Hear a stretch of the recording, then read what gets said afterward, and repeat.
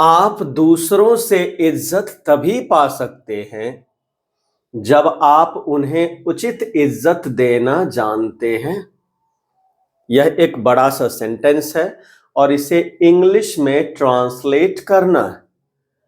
How to translate this type of longer sentences into English, आज हम यही पढ़ने वाले हैं।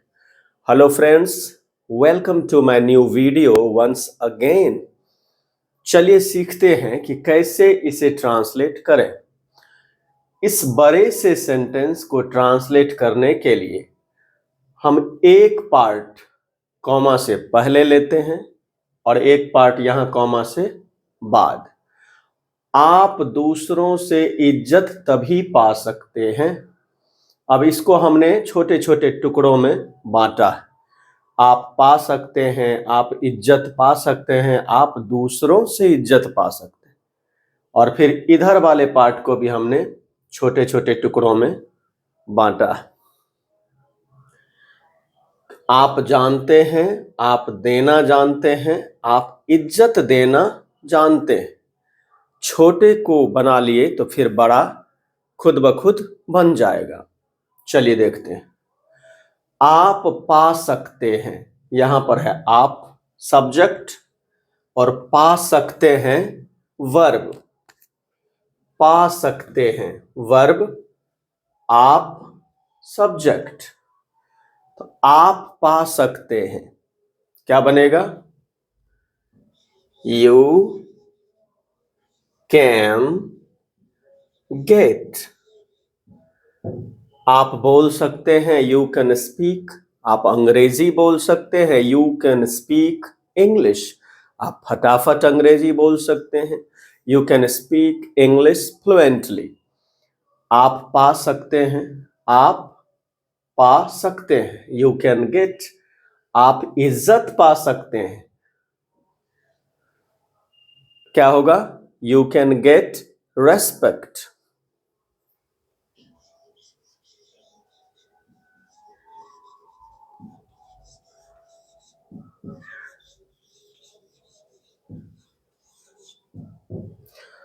आप दूसरों से इज्जत पा सकते हैं।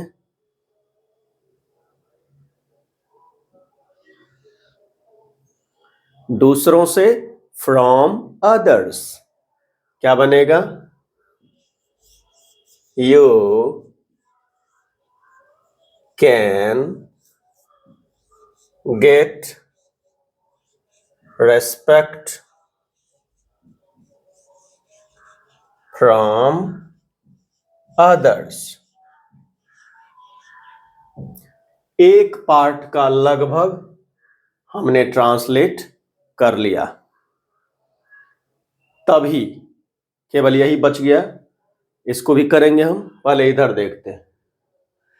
जब आप उन्हें उचित इज्जत देना जानते हैं, फिर यहां सब्जेक्ट आप और वर्ब जानते हैं, सिंपल प्रेजेंट टेंस। आप जानते हैं, यू नो। आप पढ़ना जानते हैं, you know how to read. आप लिखना जानते हैं, you know how to write. आप अंग्रेजी बोलना जानते हैं, you know how to speak English. तो आप जानते हैं क्या बनेगा? You know. अब है आप देना जानते हैं, you know how to give. अब है आप इज्जत देना जानते हैं, you know how to give respect.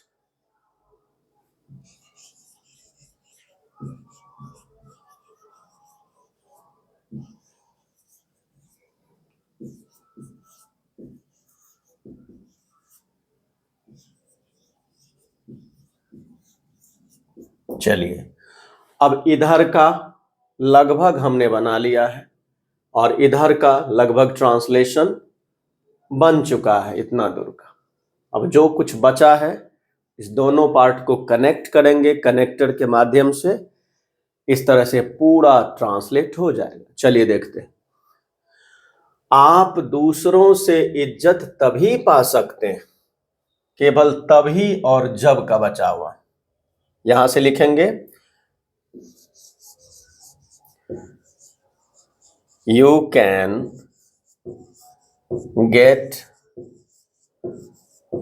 respect from others, तभी जब, इसका इंग्लिश only when, तभी जब, only when, तभी जब, only when, only when, तभी जब आप इज्जत देना जानते हैं, बना हुआ है you know how to give उन्हें, तो क्या होगा गिव के बाद देम, इज्जत, रेस्पेक्ट, उचित इज्जत, ड्यू रेस्पेक्ट।